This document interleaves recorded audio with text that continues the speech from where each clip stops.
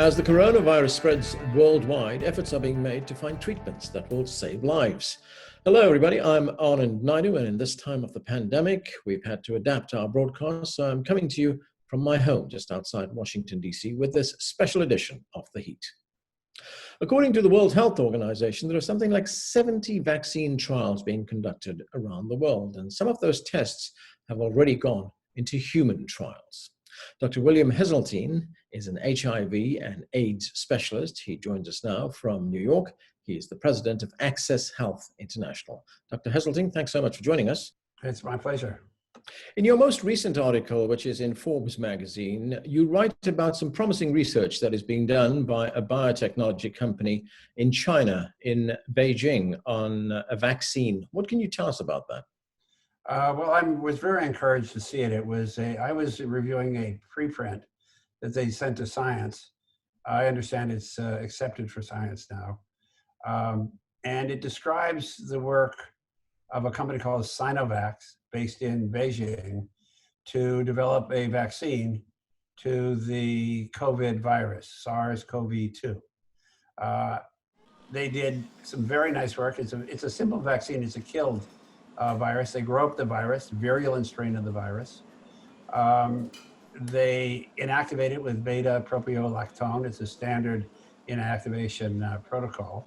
And then they do describe a preliminary series of experiments in mice and then in monkeys.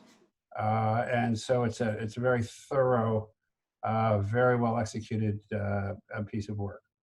I should say they've got experience because they're already selling killed virus vaccines for a variety of other diseases. So this isn't their first rodeo in terms of doing this. It's the simplest possible approach. It's one that's worked for viruses in the past. It's the polio virus approach, as a matter of fact, vaccine approach. And their ability to protect monkeys look good. When you say polio vaccine approach, what makes that particularly unique? What they did with the polio is they grew up, the first Salk vaccine was growing up the virus in a large batch, inactivating it, and that was a vaccine. That's what I took when I was a kid, and it changed my life. Because every time before that, every summer I couldn't go to the pool, I couldn't hang out with my friends. You know, I've lived through two, and this is my third epidemic. I lived through the polio epidemic, the AIDS epidemic, which is still ongoing and has killed 50 million people. Most people forget how big that epidemic is. About 100 million people infected worldwide, 50 million dead already, and still going. And now this one. So very simple answer to your question is that the first polio vaccine, the Salk vaccine, was killed virus, just like this. So what kind of timeline are we looking at if the trials are being conducted now in monkeys? At some stage, it'll move to humans, I guess. It's already in humans, in the sense that it's doing a safety trial. They described being in the middle of a 144-person trial, phase 1 for safety in China. I can't tell you how long that's been underway, but it shouldn't take long. And then they are planning 1,000-person preliminary efficacy test. There are a number of companies doing that. I think this stimulated the Oxford group to announce without data that they're already into a much larger trial. But it's hard to evaluate that. I personally was irritated by what the Oxford group did because they got headlines on the front pages of New York Times and other papers without presenting their data. Whereas this group from China presented really accurate data, very good data, and nobody covered it. It was buried, the story was buried. So I think that is bad journalism. Now, according to the World Health Organization, there are about 7 vaccine candidates currently in human trials. Mm-hmm. Will that just give us one vaccine, or could we see multiple vaccines around the world? You know, I think the standard today for a disease like this is to do what's called a prime boost. You give one type of vaccine to start the process, so you come in with a second type of vaccine. So there may be different vaccines. Also, there are going to be some vaccines that are more complicated to manufacture. So, a complex process. We hear the United States National Institutes of Health tell us that we won't have a vaccine for at least 12 to 18 months. Is that a realistic timetable? They're getting a little bit more optimistic. I've been listening very carefully to their language, to the language of Bill Gates, who's on top of a number of these things. I think there's a hope that it'll be accelerated. Now, the timeline that I gave was totally from my experience in developing these things, but I think that you can accelerate it so that we may get approval by the end of this year. Sometime this year we can get approval because the urgency is so great. The urgency in human lives and the urgency in terms of economic costs. Because nobody's going to want to open up a society fully until you have protection from infection. So there's an enormous pressure to save lives and to save livelihoods. There's also work being conducted in China to isolate antibodies to treat COVID-19. What could you tell us about these treatments? Well, most people are becoming familiar with the idea of plasma therapy. You'll take a convalescent sera, that is the blood minus the cells from somebody who's recovered, and administer to somebody who's ill, with a hope that what allowed the first person to recover will help the second person recover too. And those substances are the antibodies in the serum. And so we know that there are some people who have antibodies that seem to inactivate the virus, and people are now using those anti-sera to treat. And we'll soon have the answers for that. A number of groups around the world are doing it. The Chinese city of Wuhan, which is the epicenter of this outbreak, is reporting that it has no more coronavirus patients in its hospitals. How significant is that? It's tremendously significant. It shows that very rigorous control processes can get you to climb down off the peak of infection rather rapidly. A lot of people were wondering whether that would happen. And the fact that the hospitals are now empty of COVID patients is the best kind of news. It takes a very strict kind of what they call controlled quarantine to do that. It'll take real discipline to maintain that. I think when you think about this as a global disease, there's an idea that I want everybody to have in their mind. As long as one person is infected, we're all at risk until there's a vaccine. It only took one person to be infected to trigger this global pandemic. One person. If one person remains infected, whether they're in China or Ethiopia, we're all at risk. This is a global effort that we have to contain. And we have to do it equitably across societies. Singapore learned a very tough lesson. They took care of their citizens, but not of their migrant labor. That was a huge mistake. If in the United States we don't take care of our minorities, we're going to have this infection with us. And one can infect the whole country, and in fact, the whole world. A person who may be in some remote island or a remote, let's say, in Brazzaville, if they're infected, one person could start the whole thing over again. We have to control this, and we have to control it globally, and we have to control it equitably. What are the lessons from the Chinese experience that could possibly be taken to other parts of the world? The lessons are the importance, to me, of communication, that this is a deadly disease, that everybody has to be on board, that we are going to impose strict control over your activities. There will be strict control exerted. And very important, something called controlled quarantine. If you are exposed, you are placed in isolation by yourself with exposure only to people who are hazmat clad. Very few countries do that. You know, I understand that if you look at the infection index, it's got to be below 1 to decrease the infection.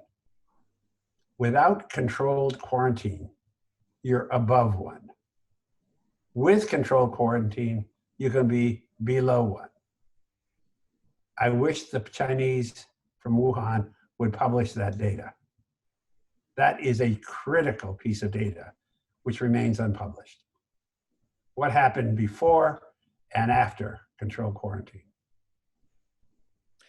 China has faced criticism for its alleged lack of transparency at the beginning of the outbreak. In fact, the Microsoft founder, Bill Gates, says that these allegations that China cost the world valuable time, he calls it a distraction because it doesn't affect how we, in fact, behave right now. What are your thoughts on that? I call it the same thing. I call it that bright and shiny object that's shown by a magician while his friend picks your pocket.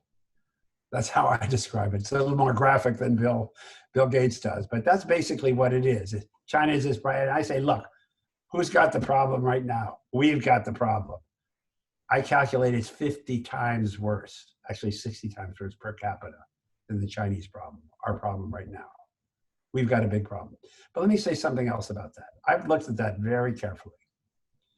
And as epidemics go, the Chinese were forthcoming pretty quickly. And to the extent that there was some difficulty, and you call cover up what you will, was local, wasn't national. So I think it was more of a local rather than national plan. But very quickly, by the end of December, there was a lot of information coming out. So the idea is, distraction is one way of putting it, but we've got to pay attention to what's happening in the US, and each country has to pay attention to what's happening in their country. There are still big issues with testing here in the United States. Only about 1.6% of the population has been tested. Why is the US so behind in testing? Well, let me say the first thing to say, it's not only about testing, okay? If you follow what I was saying about the way the infection has been handled, one sick person is contact traced, and regardless of the test result, they're put in controlled quarantine. Regardless of the test result. I have friends who are put in controlled quarantine and have never been tested. They had to take the temperature to see if they were sick, and if they were sick, they would be taken care of. But while they were before and after in controlled quarantine, they were never tested. You don't need testing. You need accurate contact tracing, and you need controlled quarantine. That's enough. Tests are icing on the cake. Now, why the US doesn't have a good testing regime is a deep failure of our central government. Our local governments can't really do that. It's just a massive failure. We have all the technologies we need. It's just a simple engineering problem, not a problem. We could do it if we had the will to do it. We just haven't had the will, and we still don't. It's an incredible failure, as far as I can see, of our central government. An enormous failure which persists. And to me, it's horrifying and puzzling. But even without that, if we put in rigorous contact tracing and controlled quarantine, we could stop this epidemic. Dr. Heseltine, thanks so much for joining us. My pleasure, thank you. That was Dr. William Heseltine talking to us via Zoom from New York. Please stay with us right here on The Heat.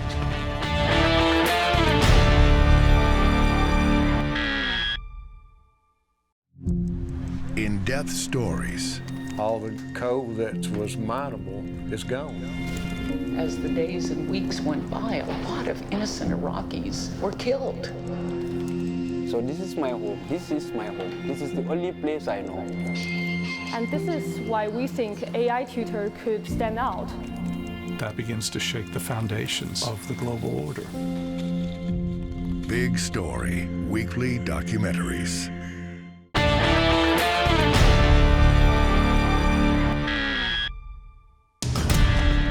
Welcome back to The Heat. Our next guest knows firsthand what it's like to be on the front lines of the coronavirus pandemic. Dr. Calvin Sun is an attending physician and clinical assistant professor in emergency medicine at Mount Sinai Hospital in New York. Dr. Sun, thanks so much for joining us. Good to be back. You've been on the front lines of this fight against the coronavirus pandemic. New York has seen some of the highest rates of infection and deaths. Could you tell us a bit about your experience in the last few weeks? It was pretty bad when I last spoke with you. The surge was pretty high, and I think those were the patients that were infecting themselves and one another prior to the lockdown / shelter in place, self-quarantine, whatever you want to call it. It takes about 2 to 3 weeks for those symptoms to manifest. And then the lockdown happens, and we're still going to see them because it takes 2 to 3 weeks. But once you have the lockdown, the effect of this will then take place what was 2 to 3 weeks ago, where all of a sudden the volumes dropped. But nevertheless, you heard that there were so many deaths going on. But those are the people that we had admitted during the surge to upstairs in the hospital. And it takes another 1 or 2 weeks for those people upstairs to go from kind of sick to being admitted to the hospital to go into cardiac arrest and die. So that's why you heard 2 different stories. One down in the emergency room where volumes are lower, but upstairs where deaths are still high. Different parts of the hospital. That's a tale of 2 cities.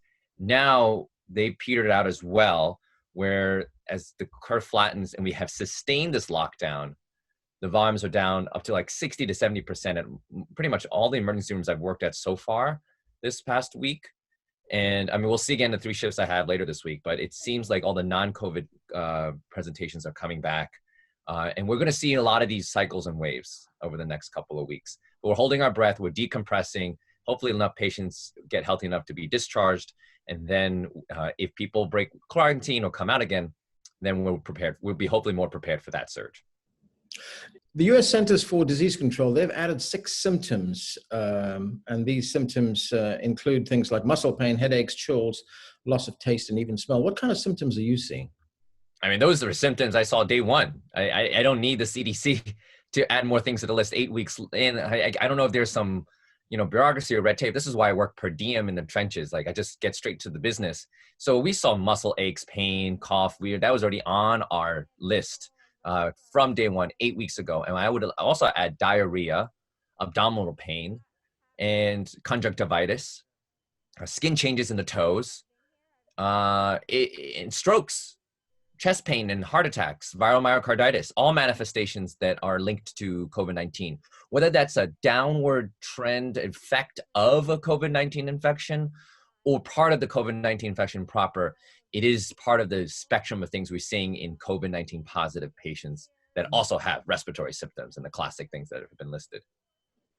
We've also seen reports that some of these symptoms, the things you were talking about, like strokes, are being seen in younger people in their 30s and 40s. Right. About a month ago, 3 weeks ago, I reported on my social media that I had a 33-year-old girl, no medical history, and she came in half paralyzed with a carotid embolism in her carotid artery in her neck.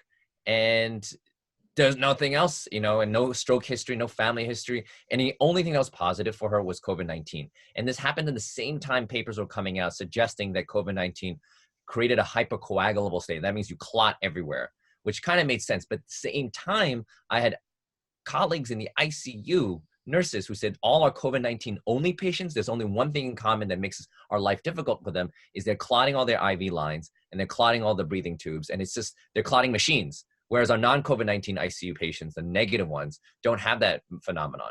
So all of that I just wrapped together as observation. And it just highlighted, it's like, I don't know what's going on, but this is what I'm seeing. And now papers are coming out validating that. So I wish I were wrong. I wish this was not the case. I wish people can tell me you're wrong, but I've been, every time I keep, mentioning things, it keeps happening as being proven by data.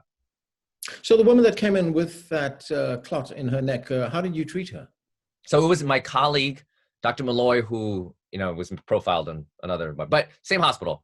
And the way she handled it with our stroke attending was we treated it like a stroke. I mean, she had real symptoms. Usually get a CAT scan of the head and then CT angio of the veins of the head and neck to see where the clot is. And if you basically inject contrast into your vein somewhere here, the contrast goes to your entire body because you're pumping the blood. The contrast goes with the blood to everywhere else. And then when you take the CAT scan at the right time, it'll see the contrast light up the whole, vasculature that goes from the head to neck to the head and neck. And then you'll probably see that clot. And that's what they saw. And then if you catch it early enough, she can go for an embolectomy, which is a kind of like a surgery with interventional radiology or whatever it is. It's kind of like neurosurgery where they go in and take out the clot or bust out the clot with the help of radiology, guiding them where the wire goes in, and high level stuff that I'm not smart enough for. I'm emergency. If you can't breathe, I intubate you. If you can't breathe, I cut into your neck. If you have blood in your chest, I open your chest. But this stuff is neurosurgery, and they apparently do that. And they take out the clot, and hopefully she's good. Other things that we do is also give her a blood thinner. Lots of blood thinners, so basically a clot buster. It thins out your blood, and it decreases the clotting factor, so the clot breaks up, hopefully giving them more time. But the risk of that is they bleed in their head if they're easily bleed. So we actually lost a 26-year-old, another person in another hospital where they had clots, they had COVID-19. They were worried about clots because it was emerging data. So they prophylactically gave them blood thinners, which is actually the standard of care in a lot of New York City hospitals. But that person ran that risk profile of bleeding into their head and then unfortunately dying. The New York State Governor Andrew Cuomo, he says that up to 25% of people in the state could have been infected or could be infected by the coronavirus, but that deaths are going down, not just in New York, but in New Jersey as well. Does that fit with the model you were telling me about earlier on, that the worst could be over? It all depends. What do you define as the worst could be over? What if the virus survives in warm weather? I mean, everyone's saying about, if you want to disinfect your mask from the virus after a whole day of work, the temperature, the magical number is 70 degrees Celsius. That's 160 degrees Fahrenheit outside. I mean, I don't never heard of a summer day where it's as hot as 70 degrees Celsius or 158 degrees Fahrenheit. Otherwise they'll just say, just put into, just warm up a steam bath. But no, they're saying to put it in the oven for 70 degrees Celsius for 30 minutes. And unless everyone has a sauna at home, unless the outside is hot as a sauna, that worries me. And I'm concerned that if that's the case, the virus survives and we have another surge when the weather cools down, whether or not the virus gets worse or not, it's the additional part of the flu. Don't forget the other viruses out there. We have the cold, we have the flu, we have influenza A, influenza B, you still have the other things, heart attacks, that all gets mixed in. And then we have a double, right? If you track the 1918 Spanish flu, that had 3 waves. The second one was the worst.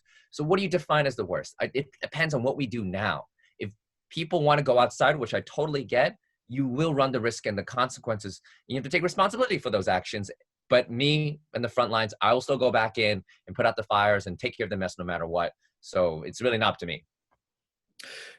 As you point out, you're there on the front lines. There's been a lot of concern for the safety of healthcare workers, people like yourself. Some weeks ago, there were pictures of nurses in one of the hospitals using trash bags for protection. What's been your experience? So as a per diem, I'm grateful to have personal donations from my friends and family. And I just wear that now. Like, I've given up looking. I've given up depending on other people. I want to be self-reliant. So I bring now my own PPE, my head to neck, chemical warfare Tyvek bunny suits with a P100 mask, not an N95, a level higher, P100 with goggles, laboratory safety glasses, or U of X goggles, and a face shield, a hard face shield that was donated by my friends in EMS. I'm ready. I have shoe covers. I have gloves I take from different hospitals. I double glove. I'm okay. But that's just me. I'm grateful for my personal protective equipment. I'm grateful to the donations from my friends and family. But I'm also sad that it had to come down to that. And if that's just me, what do you think about all my other colleagues who may not have that network of things to be grateful for, like friends and family donating all this? We have been relying on the public and their support for just donations for N95s. But it's just so tricky because how long can we rely on that for? And how do we feel safe going back into work when the second wave happens? And we cannot always depend on something that, the good graces of the society who may be fatigued from this crisis. I mean, I have crisis fatigue too. So that's something we cannot depend on in the future. So regardless of if things are getting better or worse, I'm still worried about the worst possible scenario, which is this is going to happen again. There have been so many people in New York who've died from this virus. And in many instances, they're not able to see their family before they die. They're not able to see their loved ones. In fact, the last people they will see are people like you, doctors like you, who are right there at their bedsides. And I was wondering what kind of emotional toll that takes on you. My grandfather's one of them. Last week, he died from COVID-19. 3 weeks ago, he had the virus, he had fever, and he otherwise felt okay, just a little weak and dehydrated, but he drank some water, and he was on the phone. He's like, should I go to the hospital? Should I go to the hospital? Should I go to the hospital? I'm like, you sound great if you talk like that. Like, you're not short of breath. You should stay. And he's like, nah, the doctors can fix everything. So he goes to the hospital.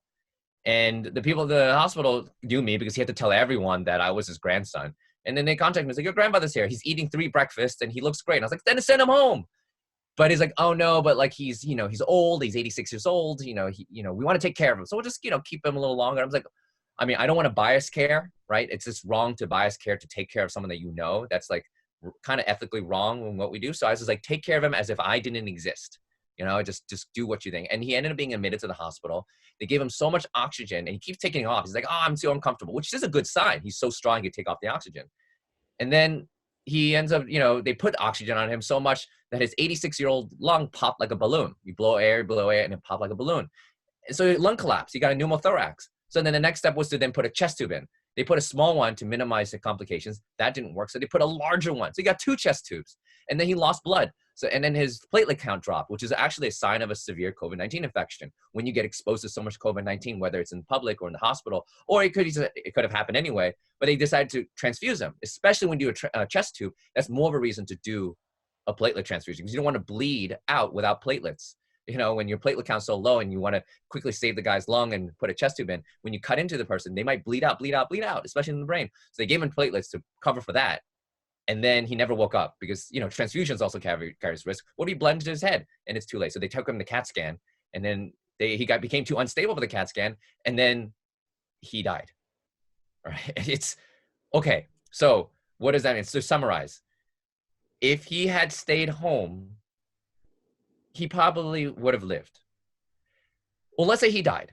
Then he would have been at home with his wife, my grandmother, his wife of 60 years holding his hand in a familiar environment like a home. Then to be in the hospital, which what actually happened, he went to the hospital and then he died surrounded, as you said, by strangers, dressed like aliens or astronauts, with the best a FaceTime call to, converse with his loved ones. But he was in a medical coma from the chest tube and collapsed lung. And then he dies with a painful procedure, having 2 chest tubes come in with a transfusion and being too unstable CAT scan. And that is how he died, rather than at home at peace with his wife of 60 years. I mean, there's no right or wrong. It happened. I am grieving. And as you mentioned this question, it's true. It's unfathomable for me to believe everyone has to go to the hospital for everything. You can choose. In a world where we've lost all autonomy, you still have the right to choose how you want your medical care. You don't always have to go to the hospital. You can choose the end of your life with dignity and with natural, or we can do everything. But you at least have the ability to choose. And my grandfather chose to go against my advice. And this is what happened. And I'm devastated. My grandmother has it, by the way. My grandmother also has COVID-19. She has a fever and diarrhea. But she actually, after all this, is still at home because she now listens to me. And guess what? She's on the mend. I mean, we'll see, because there could be a reinfection and bounce back. So I'm not holding my breath, but she's so far still alive. So, I mean, if she's short of breath, I definitely recommend her to go to the hospital. If you're short of breath and you cannot talk with the full sentence, or you can't hold your breath for 10 seconds, yes, go to the hospital. But it's not just because you have an infection means you have to go. So take that as a lesson. Calvin, I'm so sorry to hear that. Our condolences to you and your family. Thank you. And thanks so much for sharing your story with us. That's all we have time for, but the conversation continues online. You can find us on Twitter. That's at CGTN America. We're also on Facebook. You will find us at facebook.com/CGTN America. I'm Anand Naidoo. Thanks for watching.